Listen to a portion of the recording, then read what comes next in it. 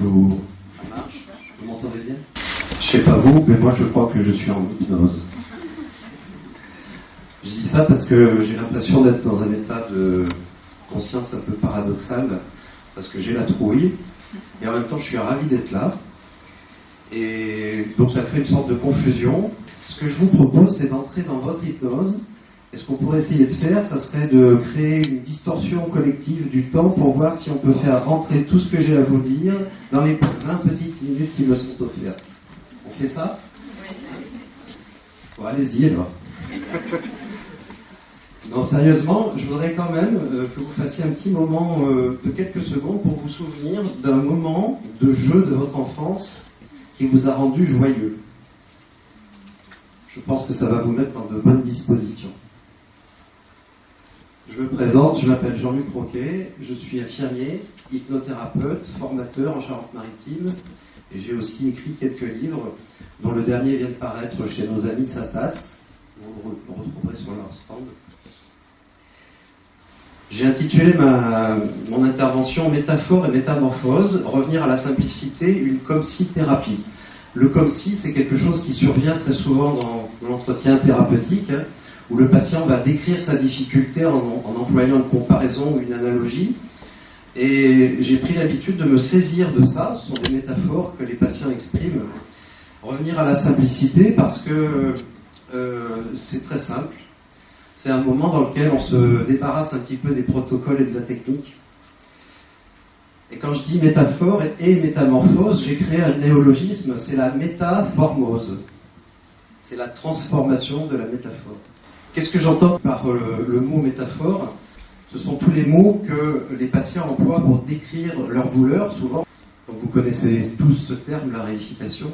Quand quelqu'un décrit que sa mâchoire est raide comme un étau, ou quelqu'un qui a une paresthésie va décrire comme des picotements, comme des vagues de picotements dans la main. Ou encore quelqu'un qui décrit sa migraine comme un marteau-piqueur dans la tête.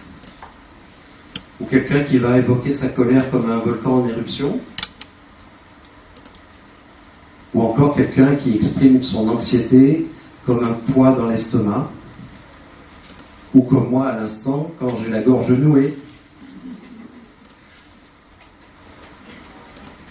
Donc ça, c'est vrai pour les sensations et les ressentis des patients, mais c'est vrai aussi pour d'autres choses. Par exemple, pour ce qui est de la représentation de l'espace. Une personne qui dit « je n'ai plus ma place ici », si par exemple c'est quelqu'un qui évoque une difficulté professionnelle, qui n'a plus sa place dans l'entreprise, et c'est ce qu'il ressent. Il a une place physique, il a un endroit où travailler, mais il estime qu'il n'a plus de place dans son entreprise. Sa place, c'est virtuel, et pourtant, ça représente quelque chose de spatial pour la personne. Ou alors, il y a des évocations liées au temps, c'était mieux avant. Ou encore, une personne peut décrire son problème en termes de substance. Je suis englué dans mon problème, ou je pédale dans la semoule, c'est la même chose. Ou encore en termes de contenant, j'en ai ras-le-bol, tout le monde sait ce que ça veut dire, j'en ai ras-le-bol, et pourtant c'est bien une métaphore. On sait ce que ça signifie, c'est de la lassitude ou de la fatigue, mais pourtant il y a bien un contenant. À partir de ces mots qu'on va attraper dans le discours du patient, on va pouvoir en faire quelque chose de matériel. Des fois, les patients personnifient leurs problèmes. Par exemple, je dois me battre contre moi-même. Ou encore, ils les évoquent comme des entités. Il faut que je renverse la situation. La situation, c'est conceptuel, mais pourtant, renverser, c'est une action. Si je renverse ma bouteille d'eau tout à l'heure, c'est une action concrète, c'est pas métaphorique. Mais par contre, la personne évoque sa situation comme une chose qu'il est possible de renverser ou qu'elle doit renverser. Tout ça sont des métaphores qu'on peut, si on est attentif, attraper dans les phrases de nos patients. Quand je dis attraper, c'est vraiment les prendre au premier degré. Pour évoquer ça, je voudrais vous parler de Thomas. Parce que j'ai fait une expérience personnelle qui m'a fait changer ma façon d'agir. Thomas, c'est un petit garçon qui est venu me voir il y a 3 ans et demi à peu près. Un petit garçon qui avait 9 ans à l'époque, qui avait des tics et des tocs. Il appelait ça ses tic-tocs. Ces tics, c'était des grimaces, des mouvements itératifs de la tête, des raclements de gorge intempestifs, qu'évidemment ne pouvaient pas contrôler. Ces tocs, ils avaient plutôt à voir avec le rangement. Dans sa chambre, ses petites voitures étaient bien rangées sur son étagère au millimètre. Et si jamais sa maman, quand elle faisait la poussière, en déplaçait une, c'était un scandale. Mais c'était un enfant attachant, joyeux, vif, drôle, qui avait envie de jouer. Il était souriant, aimable. Et alors, il s'est passé quelque chose. À un moment, pendant l'entretien, j'ai demandé à Thomas ce dont il avait besoin pour se débarrasser de ces TikTok qui étaient dans sa tête. Et il a inventé un objet. Il voulait dire « je veux un aspirateur à tic ». Et comme il était en train de rigoler, il a dit « un aspiratique ». Il n'est pas encore breveté chez Dyson, mais ça pourrait bien venir. Alors cet aspiratique, en fait, on l'a placé entre nous, dans l'espace, et puis on l'a construit ensemble. On a fabriqué une notice, une forme, une matière, des couleurs, un son, un poids. Et puis, j'observais de discrets signes de transe qui s'installaient, le regard qui commençait à se défocaliser, un relâchement musculaire. Alors, j'ai dit à Thomas, quand l'aspiratique sera vraiment terminé, tu pourras fermer les yeux. Il a fermé les yeux, quelques instants. Il est probable que j'étais moi-même en hypnose, parce que quelques instants, je ne saurais pas dire combien. Est-ce que ça a duré quelques secondes, quelques minutes ou plusieurs heures, je ne sais pas. Toujours est-il que Thomas, avec ses yeux fermés, avait des mouvements oculaires très intenses. Et au bout d'un moment, il a ouvert les yeux, il a souri, il a dit « c'est bon », il s'est levé et il est retourné au bureau. Et moi, je me suis dit, il s'est passé quelque chose. Thomas, il est revenu me voir quelques jours plus tard, et à la deuxième séance, ses TikTok avaient énormément diminué. Et il m'a dit qu'il pensait souvent à son aspiratique. J'ai réfléchi à ce qui s'était passé dans cette séance. Qu'est-ce qu'il y avait de différent par rapport aux autres séances que je faisais avant ? Pourtant, j'avais fait de la synchronisation. J'étais resté centré sur lui. J'avais reformulé. J'étais convaincu qu'il arriverait à transformer sa métaphore. Je posais des questions ouvertes. Mais qu'est-ce qu'il y avait d'autre ? En fait, je me suis rendu compte que c'est Thomas qui m'a invité à jouer avec lui. Avec sa fantaisie, sa joie, je me suis laissé entraîner dans son jeu et je suis redevenu moi-même un enfant qui avait envie de jouer. Jouer, ça veut dire prendre les mots au premier degré. L'idée, c'est vraiment d'amener les gens à réifier constamment leur objet métaphorique pour le transformer. C'est simple, mais ça n'est pas pour autant simpliste. Alors la réification, ça consiste à questionner pour modéliser, pour concrétiser, pour chosifier un concept en termes de poids, de matière, de forme, de couleur. Tiens, ça ressemble au cerveau que nous a dessiné notre dessinateur tout à l'heure, plein de couleurs. Le son, sa place dans l'espace, pour opérer ensuite une transformation. Comme il nous reste un petit peu de temps, je vais vous montrer un témoignage. C'est un témoignage d'une patiente que j'ai reçue pour 3 séances et qui a bien voulu revenir à distance de l'accompagnement pour témoigner de son ressenti par rapport à cette comme-si-thérapie. Elle s'appelle Madame F.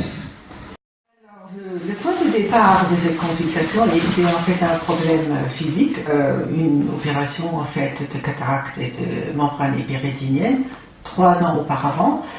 Et à la suite de cette opération, il s'est installé une inflammation chronique avec œdème, ce qui a impacté très fortement ma vision.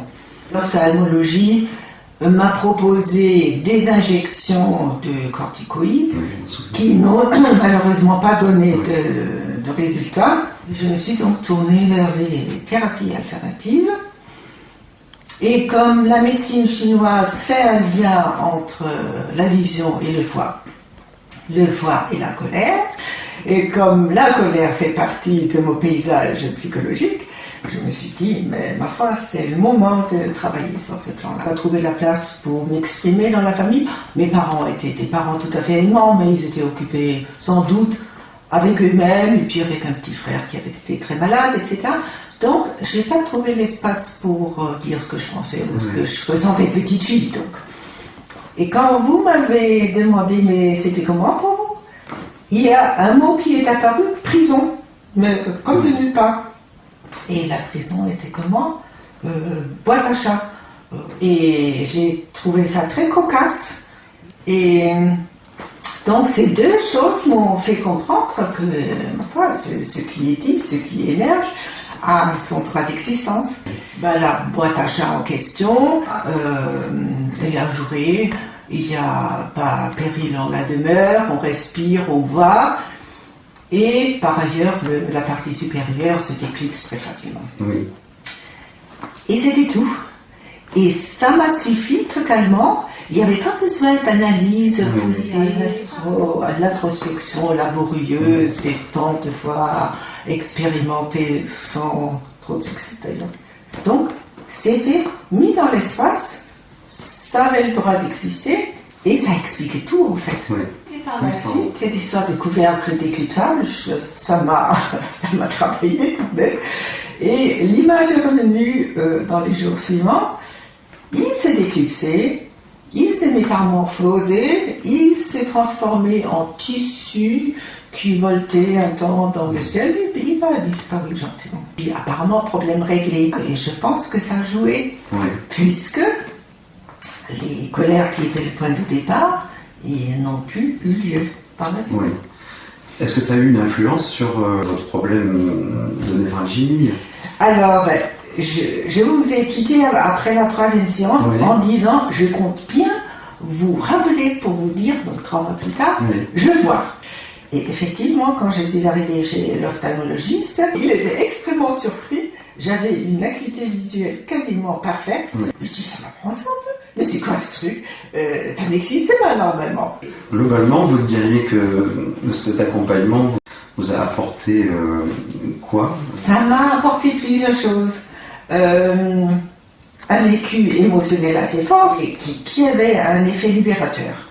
Et puis, cet aspect de responsabilisation de moi-même, ces métaphores qui apparaissent. Il suffit d'être attentif. Et je pense que cette attention, c'est une attention que je porte à moi-même aussi. Et c'est bénéfique de toute manière. Et ça arrête aussi le mouvement émotionnel. Quand l'émotion arrive, quelle qu'elle soit, tiens, c'est comment que ça se passe. J'ai compris que je pouvais presque créer une sorte d'échange avec mon inconscient. Il m'envoie des signes, un mot, une image, et à moi de décrypter. Finalement, ça donne des tas de possibilités, une ouverture. Et puis c'est joyeux. Qu'est-ce que vous avez pensé de cet aspect un peu ludique? Une réelle créativité. Enfin, de prendre conscience de cette créativité qui existe. Et de prendre plaisir à aller dans cette voie-là. J'étais surprise avec quelle rapidité je suis entrée totalement et immédiatement dans l'histoire.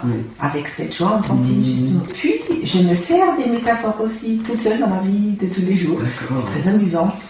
Et quand vous m'avez dit, par exemple, vous m'avez proposé de faire ce témoignage, bon, ma première réaction était « Oula, laisse tomber, trop timide, c'est pas et qui commence à ficeler. Et ficeler, mais ficeler comment? Et j'ai vu tout de suite un patin. Régulièrement depuis les actions des Gilets jaunes.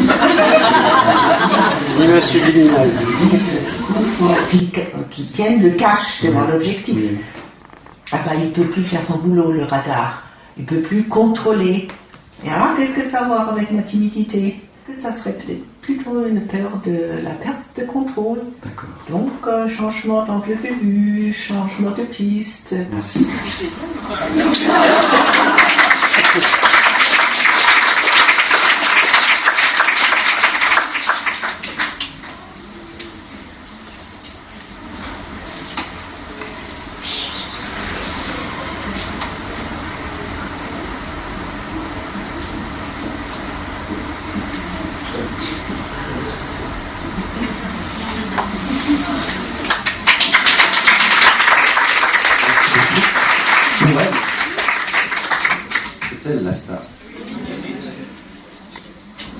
Moi, je retiendrai quelques mots-clés qui me paraissent importants. C'est créativité, prendre conscience de sa créativité. Elle existe déjà, il suffit d'avoir une attitude enfantine pour inviter le patient dans le jeu. Ça marche très bien avec les enfants, j'en vois de plus en plus, maintenant que Thomas m'a beaucoup aidé à retrouver ma part d'enfance. Et ça marche aussi très très bien avec les adultes, même si certains ont des réticences à entrer dans le jeu. En insistant un peu, ça marche. Un autre mot-clé, c'est l'autonomie, parce que vous avez vu que ma patiente, elle s'est emparée de l'outil pour l'utiliser toute seule. Et ça, je trouve ça vraiment formidable.